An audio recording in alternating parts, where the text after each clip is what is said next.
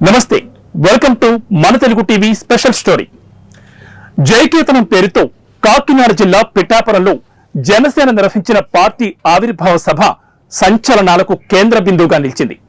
అధినేత ఉప ముఖ్యమంత్రి పవన్ కళ్యాణ్ సహా ఆ పార్టీకి చెందిన సీనియర్ నాయకులు చేసిన ప్రసంగాలు రాజకీయంగా దుమారం రేపుతున్నాయి. ముఖ్యమంత్రి చంద్రబాబు నాయుడు పవన్ కళ్యాణ్ సారథ్యంలో రాష్ట్రంలో అధికారంలో ఉన్న తెలుగుదేశం, జనసేన, భారతీయ జనతా పార్టీ సంకీర్ణ కూటమి భవిష్యత్ ముఖ చిత్రం ఎలా ఉండబోతుందనే విషయంపై చర్చకు దారితీసింది. కూటమి భాగస్వామి బీజేపీలో సైతం చర్చనీయాంశమవుతుంది. అధికారంలోకి వచ్చిన తరువాత జనసేన నిర్వహించిన మొట్టమొదటి సభ ఇదే. ఆ రకంగా చూస్తే జనసేనకు ఇది తొలి ఏడాది. ఫలితంగా ఇందులో ఆ పార్టీ నాయకులు ఏం మాట్లాడతారనేది ఉత్కంఠత రేపింది. దానికి అనుగుణంగానే పవన్ కళ్యాణ్, కాబోయే ఎమ్మెల్సీ నాగబాబు, మంత్రుల ప్రసంగాలు ఉన్నాయని అంటున్నారు. ప్రత్యేకించి ఈ సభలో నాగబాబు చేసిన ప్రసంగం సంచలనాలకు తెరతీసింది. పిఠాపురంలో పవన్ కళ్యాణ్ విజయానికి దోహదపడింది పూర్తిగా జనసేన నాయకులు, కార్యకర్తలేనని తేల్చి చెప్పడం, తామే గెలిపించామనుకుంటే అది వారి కర్మేనంటూ చురకలు అంటించడం అందరి దృష్టిని ఆకట్టుకుంది. అసెంబ్లీలో అడుగు పెట్టడమే కలగా మారిన పవన్ కళ్యాణ్ కు సహకరించి ఆ కళ నెరవేరేలా చేసింది Pithapuram TDP incharge SVSN Varma.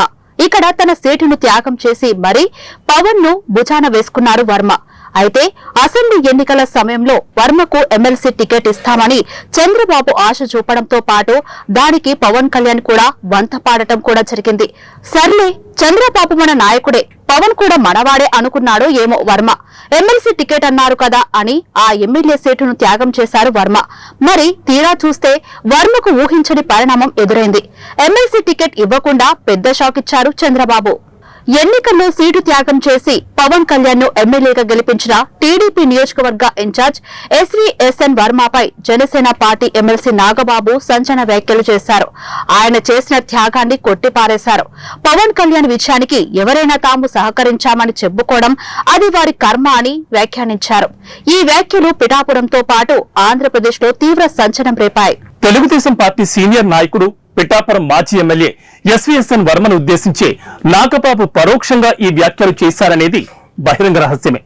గత ఏడాది జరిగిన ఎన్నికల్లో పవన్ కళ్యాణ్ కోసం తన సీటును త్యాగం చేశారు వర్మ. పొత్తులో భాగంగా పిఠాపురాన్ని వదులుకున్నారు. తొలి జాబితాలోనే ఆయనను శాసన మండలికి పంపిస్తానంటూ చంద్రబాబు సైతం అప్పట్లో హామీ ఇచ్చారు. టీడీపీ కూటమి అధికారంలోకి వచ్చిన తర్వాత జరిగిన ఎమ్మెల్యేల కోట ఎమ్మెల్సీ ఎన్నికల్లో వర్మకు చోటు దక్కలేదు. ఆయన స్థానాన్ని నాగబాబు ఆక్రమించుకున్నారనే అభిప్రాయం ఇప్పటికే జిల్లా రాజకీయాల్లో వినిపిస్తోంది. దానికి అనుగుణంగా అదే నాగబాబు ఇప్పుడు జనసేన ఆవిర్భావ సభ వేదికగా పరోక్షంగా వర్మను ఉద్దేశించి తాజా వ్యాఖ్యలు చేయడం ప్రాధాన్యతను సంతరించుకుంది. సాక్షాత్తు చంద్రబాబే హామీ ఇచ్చినా కూడా శాసన మండలికి వర్మ ఎంపిక కాలేకపోయారనే అసహనం ఇప్పటికే వర్మ క్యాడర్ లో వ్యక్తమవుతుంది. దీనికి తగ్గట్టుగా ఇప్పుడు నాగబాబు ఈ అసహనంపై మరింత ఆజ్యం పోశారని అంటున్నారు. ఎమ్మెల్సీ పిఠాపురం స్థానాన్ని వర్మ దాదాపుగా కోల్పోయినట్టేనని చెబుతున్నారు. జనసేన ఆవిర్భావ సభ తర్వాత వర్మకు పిఠాపురంలో చోటు ఉండకపోవచ్చని అంటున్నారు. ఫలితంగా ఆయన ఎలాంటి నిర్ణయాలు తీసుకుంటారు?